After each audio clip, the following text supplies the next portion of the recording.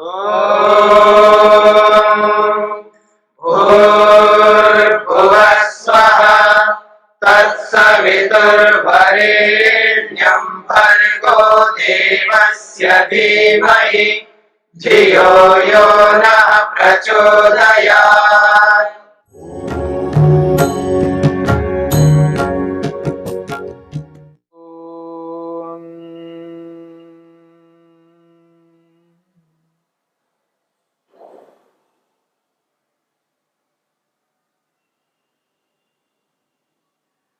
समाधिपाद के 41वें सूत्र को लेकर के हमने विचार किया है।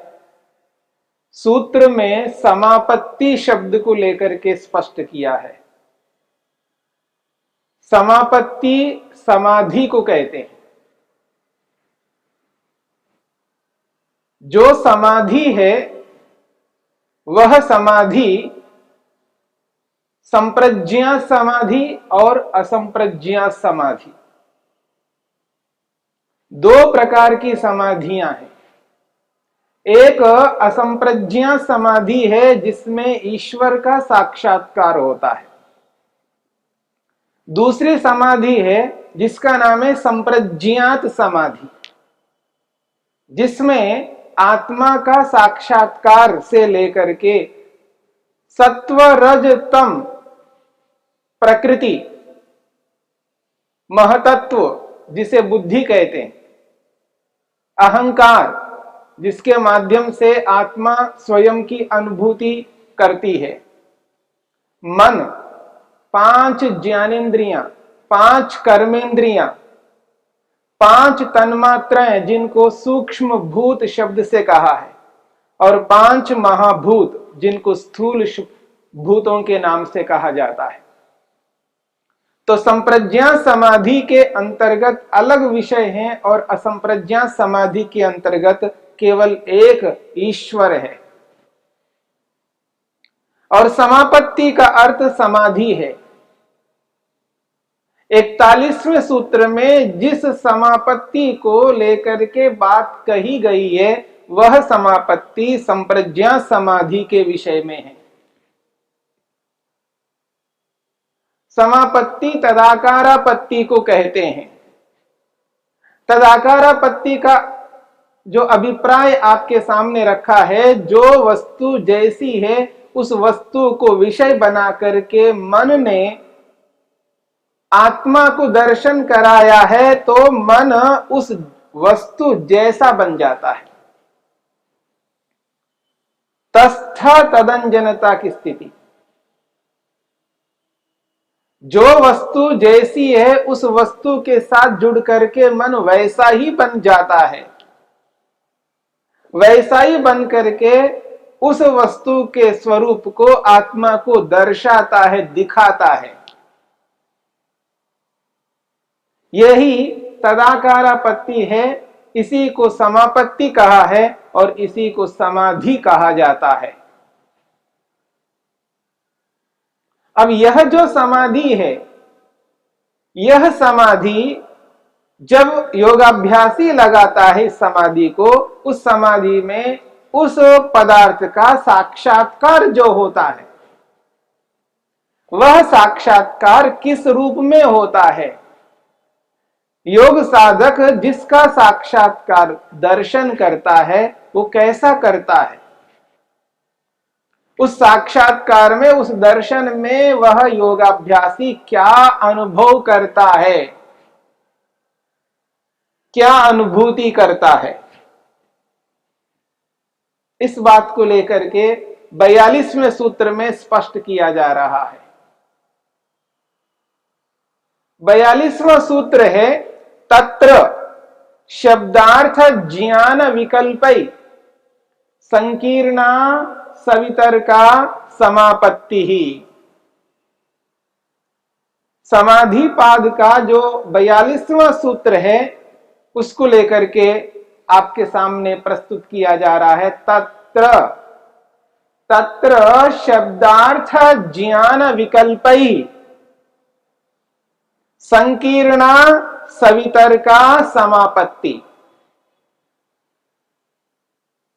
वह जो समापत्ति है, अर्थात वह जो समाधि है, जिस समाधि को योगाभ्यासी लगाता है, समाधि को प्राप्त करता है, वह समाधि किस प्रकार की है, वह योग साधक उस समाधि में क्या अनुभव करता है, किस रूप में अनुभूति होती है, इस बात को लेकर के 42वें सूत्र में स्पष्ट किया जा रहा है। तत्र शब्दार्थ ज्ञान विकल्पै संकीर्ण सवितर्का समापत्ति ही। योग साधक जिस समाधि को प्राप्त कर रहा है, वह समाधि वैसे ही प्राप्त नहीं होती है।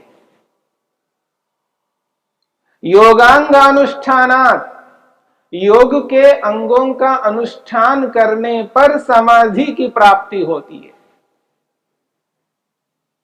योग के जो अंग हैं, यम, नियम, आसन, प्राणायाम, प्रत्याहार, धारणा और ध्यान, इन अंगों का अनुष्ठान जब योगाभ्यासी करता है, तब समाधि की प्राप्ति होती है।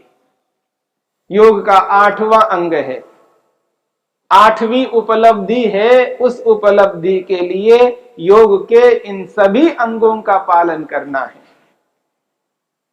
और पूर्ण रूप से पालन करना है। यम का अहिंसा, सत्य, अस्तेय, ब्रह्मचर्य, अपरिग्रह, इन 5 यमों को अपने जीवन में उतारना है। पूर्ण अहिंसक बनना है, पूर्ण सत्यवादी बनना है, पूर्ण रूप से स्तेय, चोरी को त्याग करना है, अपने आप को संयम में रखना है, ब्रह्मचर्य का पालन करना है और अनावश्यक वस्तुओं का संग्रह न करते हुए अपरिग्रह का पालन करना है। जब महाव्रतों का पालन करता है, महाव्रती बन जाता है, एक बहुत बड़ी उपलब्धि है योग साधक के लिए। बाहर से शुद्धि करता है, परंतु अंदर से भी शुद्धि कर लेता है, मन की शुद्धि कर लेता है, बाह्य शुद्धि और आंतरिक शुद्धि, शौच का पालन करता है, अपने जीवन को संतुष्ट बनाए रखता है, संतोष का पालन करता है, उसके जीवन में संतुष्टि है और तप करता है। विशेष रूप से जो तप है वो मानसिक रूप से है। अंदर का तप बहुत महत्व रखता है, बाहर का भी तप करता है, शारीरिक तप भी करता है, पर शरीर के अनुरूप उसकी एक सीमा होती है, उस सीमा के अनुरूप तप करता है। मानसिक रूप में किसी भी प्रकार की कोई सीमा नहीं है, असीम है। इसलिए अंदर से जो तप है वो तप विशेष है, तो तप करता है और शास्त्रों का अध्ययन तो करना ही होगा, स्वाध्याय तो करना ही होगा। बिना स्वाध्याय के ज्ञान जानकारी प्राप्त नहीं होती है, बिना जानकारी के कर्म उचित रूप में नहीं कर सकता। इसलिए जानकारी आवश्यक है, उस जानकारी के लिए स्वाध्याय करना, मुक्ति के मोक्ष को प्राप्त करने के जितने भी शास्त्र ग्रंथ हैं उनका अध्ययन करना है, स्वाध्याय भी करता है। और अनन्य भक्ति, ईश्वर की भक्ति करता है, ईश्वर प्रणिधान बनाता है, ईश्वर की आज्ञा का ही पालन करता है। ऐसी स्थिति में यम और नियमों का पालन, जब उपासना का काल आता है, ध्यान करने का समय आता है, जब भक्ति करनी है, तब आसन लगाता है, आसन को सिद्ध करता है, आसन को स्थिर करता है, हिलना डुलना, खुजलना, खांसना, समस्त बाह्य क्रियाओं को रोक देता है, अपने शरीर को स्थिर बनाता है। प्राणायाम के माध्यम से अपने प्राणों को अपने नियंत्रण में कर लेता है, प्राणों को सम बनाए रखता है, श्वास प्रश्वास की गति को नियंत्रित कर लेता है, प्राणों को अपने अधिकार में बना लेता है, जिसके कारण से मन भी नियंत्रित होता है, मनोनियंत्रण कर लेता है, मन को रोक लेता है, विषय भोगों से मन को हटा लेता है, विषय भोगों से मन को हटा करके मन को स्थिर करता है। और जैसे ही मन को स्थिर करता है तो इंद्रियां अपने आप मन के अनुरूप बन जाती हैं, प्रत्याहार को सिद्ध कर लेता है और अपनी इच्छा से उस स्थिर मन को एक स्थान पर शरीर में धारणा के रूप में उसको स्थिर कर लेता है, धारणा बनाता है। और जिस पदार्थ का साक्षात करना है उस पदार्थ का निरंतर ध्यान एकाग्र होकर के करता है। ऐसी स्थिति तक पहुंचने के लिए महान पुरुषार्थ, महान प्रयत्न उसको करना है। और वह जो प्रयत्न पुरुषार्थ है दीर्घ काल तक, लंबे काल तक बिना नागा के निरंतर करता हुआ, तप पूर्वक, विद्या पूर्वक, संयम ब्रह्मचर्य पूर्वक निरंतर उसका पालन करता हुआ जब जब उसको ध्यान करने का अवसर आता है तब तब उस पदार्थ का निरंतर ध्यान करता जाता हुआ वही ध्यान समाधि के रूप में परिवर्तित होता है। वही ध्यान जब समाधि के रूप में परिवर्तित होता है उस स्थिति में जो समाधि लगती है, जो दर्शन होता है, उस दर्शन को यहां पर प्रस्तुत किया जा रहा है इस 42वें सूत्र में। तत्र,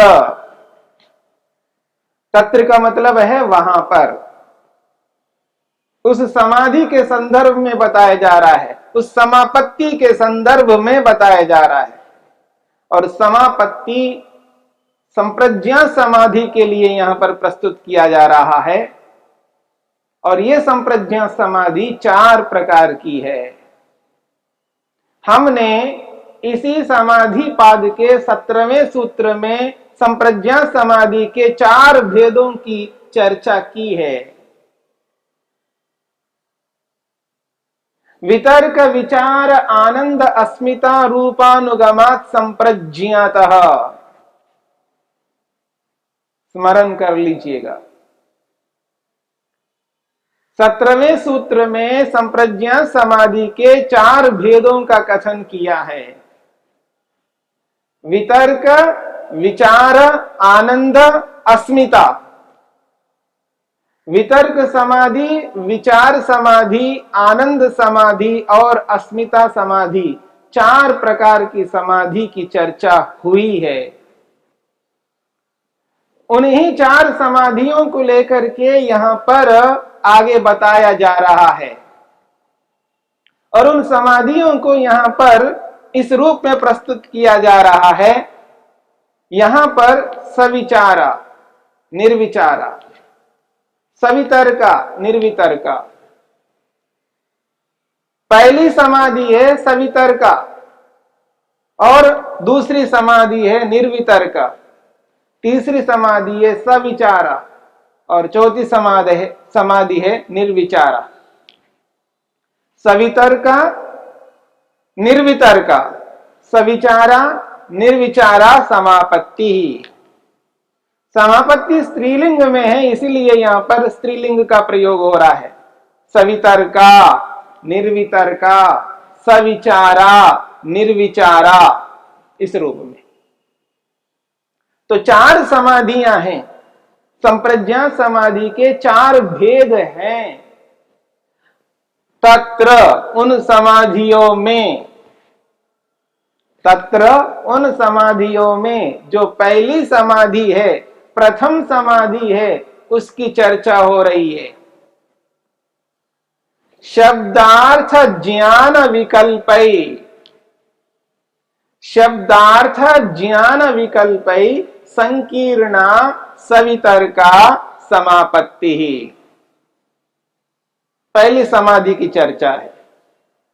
संप्रज्ञा समाधि के भेदों में पहली जो समाधि है, प्रथम भेद है, वो है यहां पर बताया जा रहा है। शब्द अर्थ ज्ञान विकल्पै, शब्दार्थ ज्ञान विकल्पै संकीर्णा सवितर्का समापत्ति। ऐसी समापत्ति है, ऐसी समाधि है जिसको सवितर्का नाम से कहा जा रहा है। इस समाधि का नाम दिया है, संज्ञा दी है, नामकरण किया है सवितर्का। और ये कैसी सवितर्का है? संकीर्णा सवितर्का है।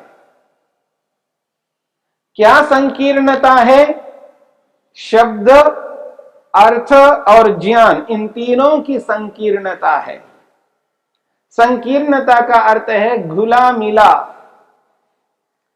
जहां घुले मिले को संकीर्ण कहा जाता है।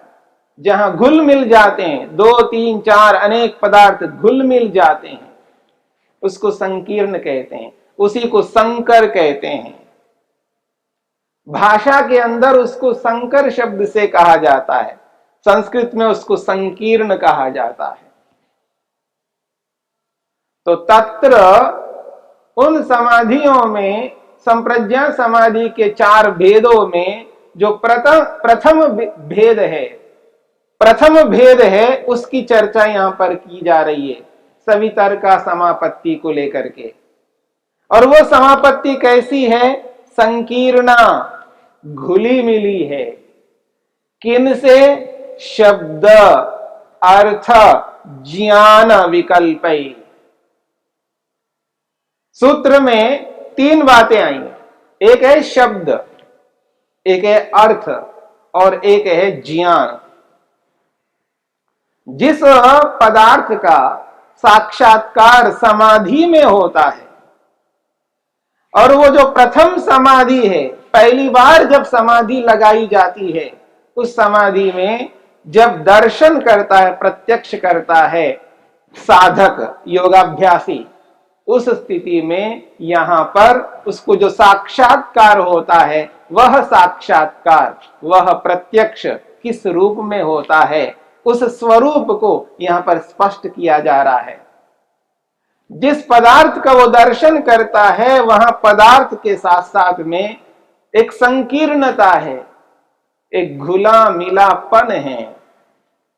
क्या? शब्द अर्थ और ज्ञान, ये तीनों घुल मिल करके उसको प्रत्यक्ष हो रहे हैं।